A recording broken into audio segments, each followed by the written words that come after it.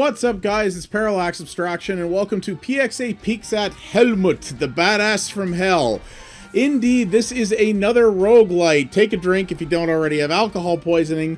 But this is another one I wanted to show off to you guys because, yeah, we've had 1,000,001 roguelites lately, but man, most of them have been really, really good, or a lot of them, the ones I've seen anyway.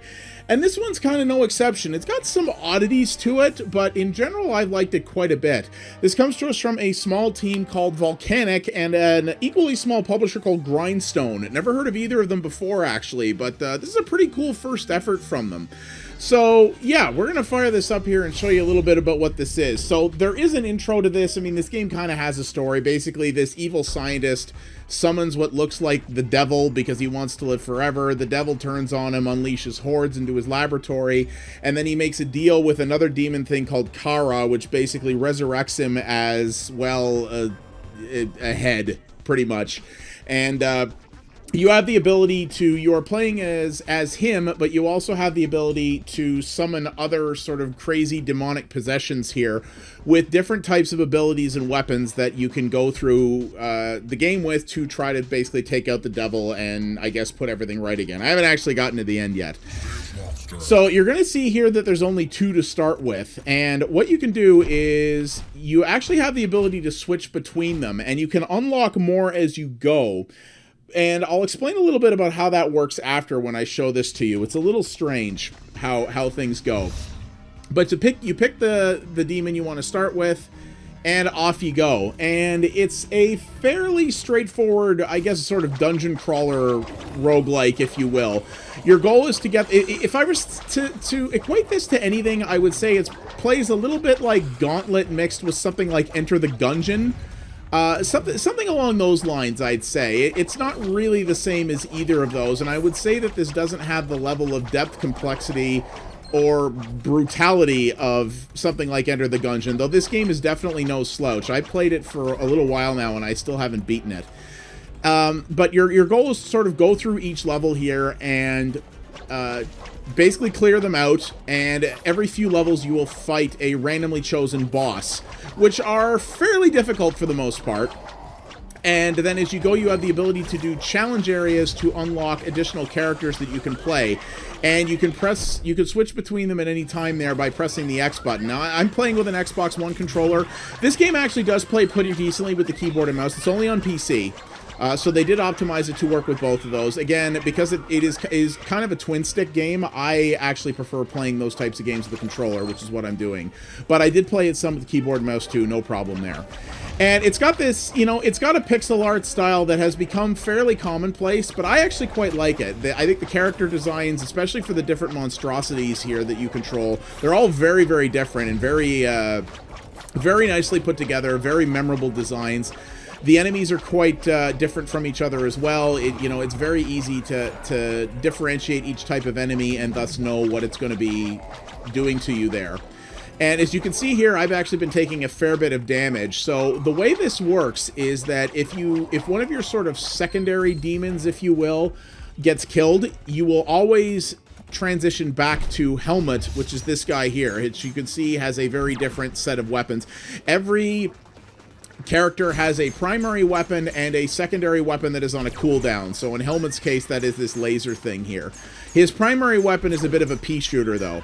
Now, if you are playing as Hellmut and he dies, then it's an instant game over. It doesn't matter if you have extra unused demons in your roster or not. And you will always default back to Hellmut if one of your secondary characters dies. So that's something you have to pay very close attention to. Really, in my opinion, you don't want to play as Hellmut unless you have to, because while his laser is good and he's somewhat maneuverable, his primary weapon is pretty craptastic, to be honest with you. Alright, so here we go. Now, when you get to the end of a level and you clear out the last room, it opens this up. Now, if you haven't explored the entire level, you don't have to. You don't have to explore the whole thing if you don't want. And what you can do is you have 3 options. So you can go to the shop where you can buy some upgrades and health recharge and things like that will last for the current run you are on. You could also go to the Eye of Kara, which is the crazy demon thing that summoned you. And if you have 20 soul stones, which are those crystal things in the upper left there, then you can summon Kara and do a challenge, which allows you to unlock another character. Now, I totally hosed that up, so not going to happen this time around. But I'm going to go back and I'm going to pick the other starting character that you have, which is the Rat King. I actually prefer the Stitch Monster quite a bit more. The different characters in this they're not balanced too badly, though me personally, now this may just be down to my playstyle or other factors, but it does feel like some are better than others. I have personally found that Stitch Monster I get much further in the game with on a regular basis than I do with Rat King. Now you see there, you will regularly come across chests in the world as well. Sometimes they will just have crystals and money that they will drop, the money you obviously spend in the shop. But sometimes they'll drop crazy badass weapons like this. These weapons have a limited charge on them. You can only use them a certain amount. You can switch back to your regular weapon and save the higher end weapon if you like for hairy situations. But it has a limited amount of use. So once that runs out, you'll drop it and you'll lose it. The weapons you start with are unlimited. So you don't have any ammo management for standard weapons.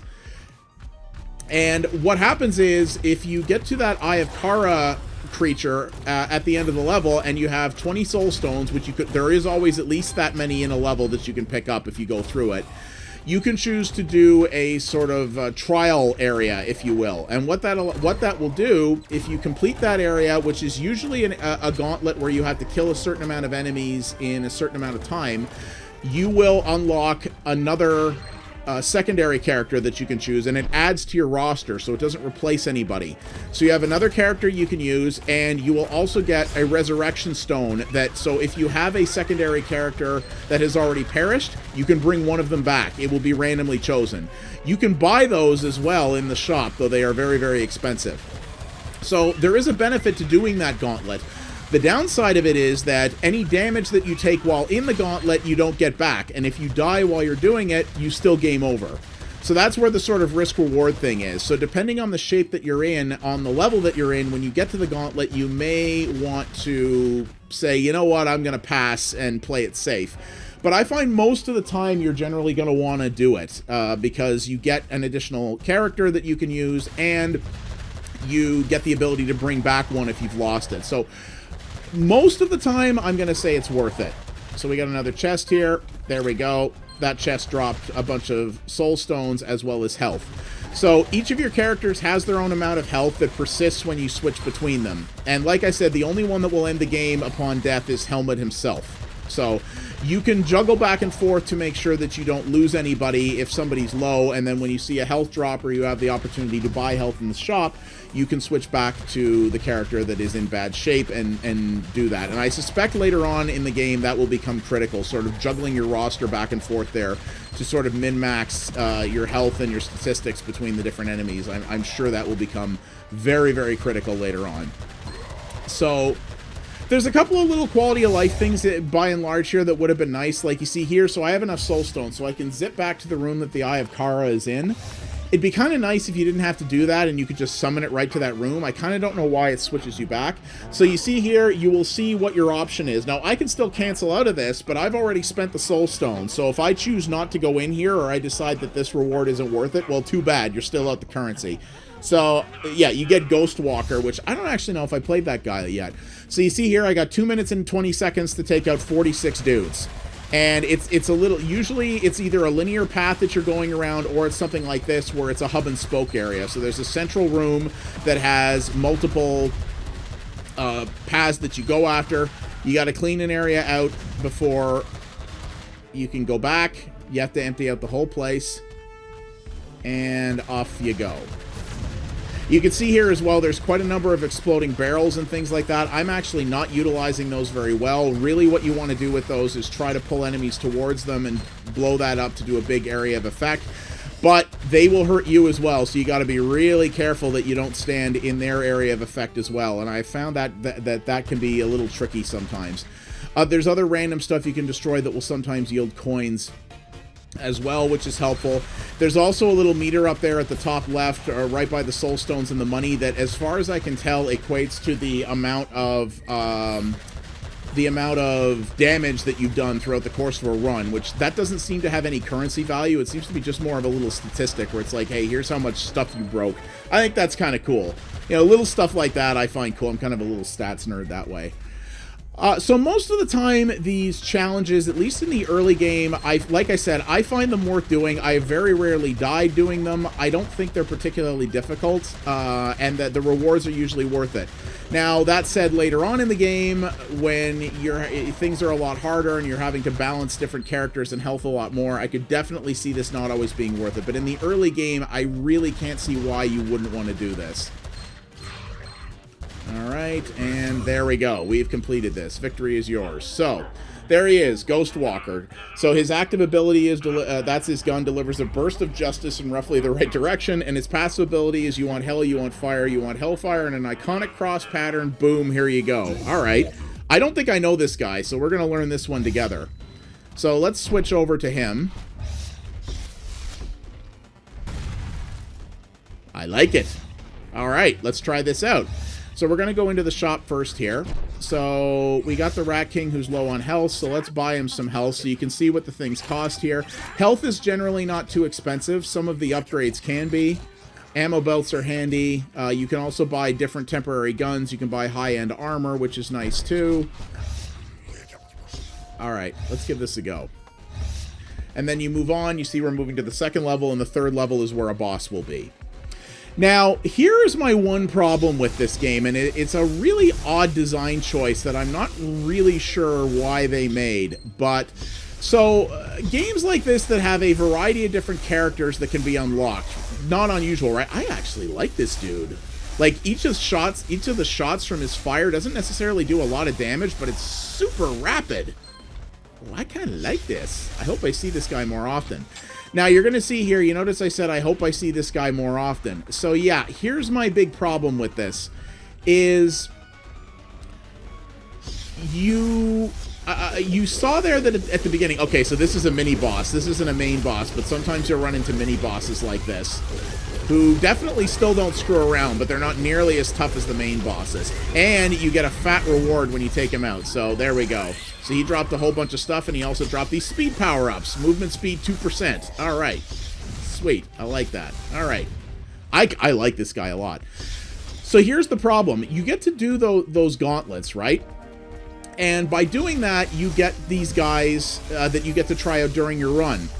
The problem is the only way to unlock guys on a permanent basis is to beat the game under various conditions. So you have the two starting guys, which are the Stitch Monster and the Rat King, and every time you start a run, those are the only, until you've beaten the game, those are the only two guys you'll ever get to play with. And sure, the gauntlets aren't that hard to do, and you can do them early on, and you'll always get, you know, a nice variety of random dudes to play, and that's kind of cool. But if you find a guy that you really like, for example, this guy, you can't... Like, I don't know when I'll be able to play this guy again, because this game is, as a proper roguelike should be, this game is pretty difficult, and I've never beaten it yet. In fact, I've never really come close. I've never gotten past, I got past the second boss once, and that's kind of it. So, and there's actually been a lot of complaints on the Steam forums about this. The fact that you can't get any permanent unlocks without finishing the game, and ultimately, if you want a decent roster, finishing the game repeatedly, I don't know. That seems like an odd choice to me. That I don't find that particularly entertaining. Like, they made all these cool characters that have all these cool abilities. Like, the one thing I like is that there's a huge variety of both characters and weapons in this game. No two characters in this play anything alike. And while I don't necessarily think they're exquisitely balanced, I think some of these characters, at least in my opinion, again, maybe down to my playstyle, but some of these guys feel objectively better than others, in my opinion.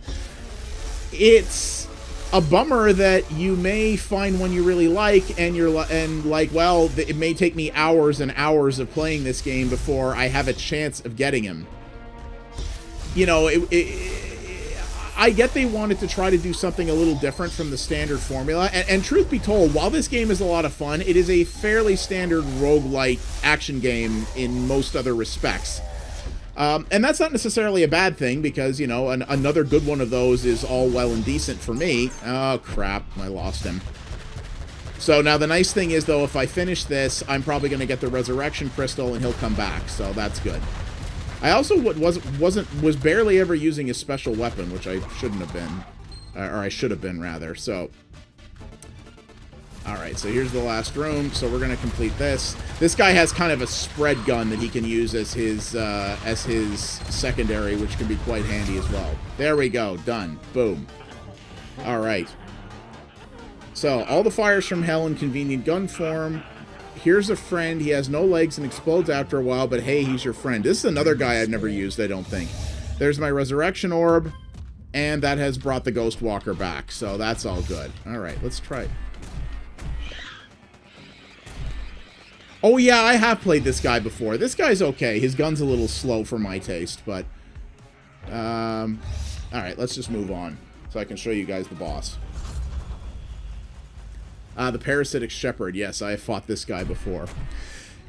So yeah, it strikes me as frankly kind of odd that they created all these unique and different characters with very unique weapons and, you know, that really play totally alike, and then they so heavily and arbitrarily, you know, hide them away from you and make it so that you have to finish the game multiple times to, you know, to get even some of them. And that you have to finish a rather hard game to be able to take your favorite character and go, well, you know, to be able to take your favorite character and have fun with them. It just seems like I know they tried to deviate from the formula, and it might have been nice to have something where you could, I don't know, when depending on how far you got, you earned a certain amount of score or points or something, and you could use that to unlock other characters.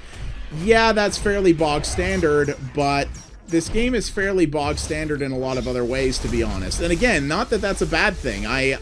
This is another good roguelite action game, or roguelite. I would call this more of a roguelike because the progression is so limited. You know, it's another... There we go.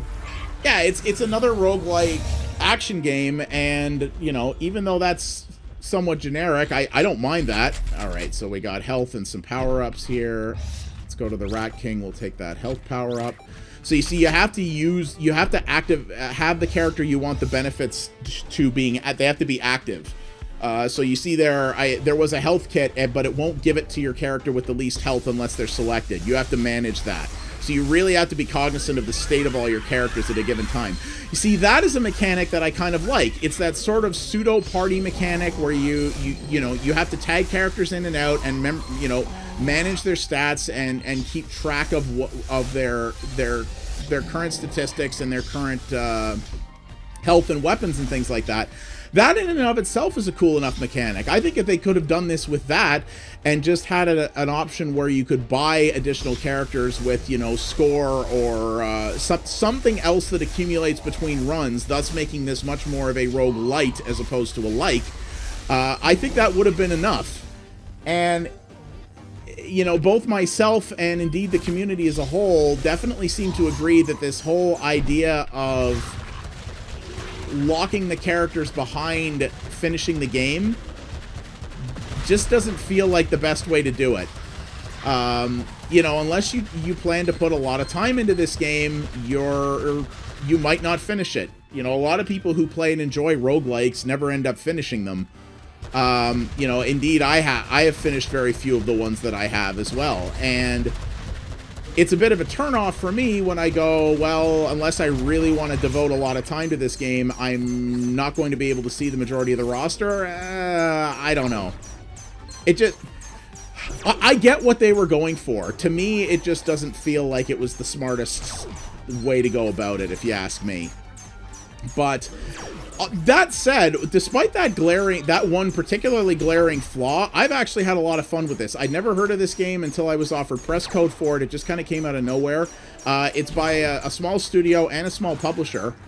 And I've been having fun with it. You know, if I was to say a couple of little additions that would be nice. I mean, I don't think this is on consoles. This is a game I actually would you know, this is another cliche that you're hearing a lot these days, but a game like this I would love to have on the Switch, because it's designed for small runs and it's relatively straightforward like that. This is a perfect game to have in a portable form. But I think this on the Switch and on consoles would be good. Co-op in this, I think, would have been really good. Even if it doesn't have to be online. Even if it was just couch co-op, I think that would have been really good. See here, you get some really nice statistics at the end. Okay, sorry, so that's your actual score, not your damage dealt. And you see what I mean, though? Like, they have score. Like, they could have done something with that, where they could have, you know, added the ability to have your score add up so that you could use that to unlock additional characters instead of having to finish the game. Again, just a very, very strange choice.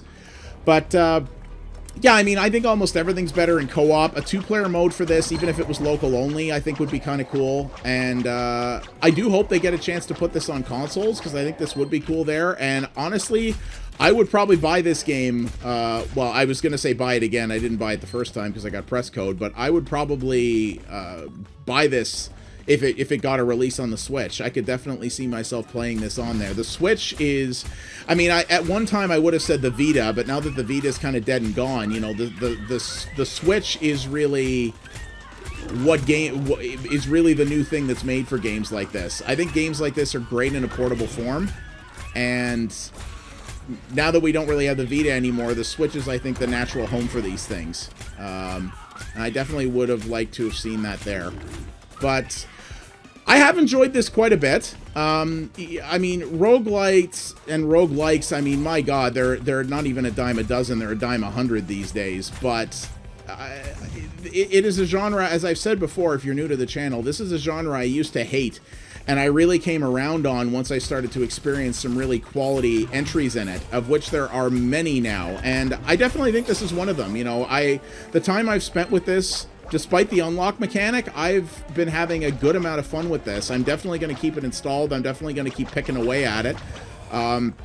Hopefully one day I will finish it and get to permanently unlock some new characters. But of course, the problem with that is that roguelikes are not games that are really conducive to you stepping away from them and poking and prodding at it. You've got to kind of be prepared to devote some real time to a single one to get to the end. And with the backlog that I have, I don't know how likely that is to happen, but I'm definitely going to be keeping this around and working on it.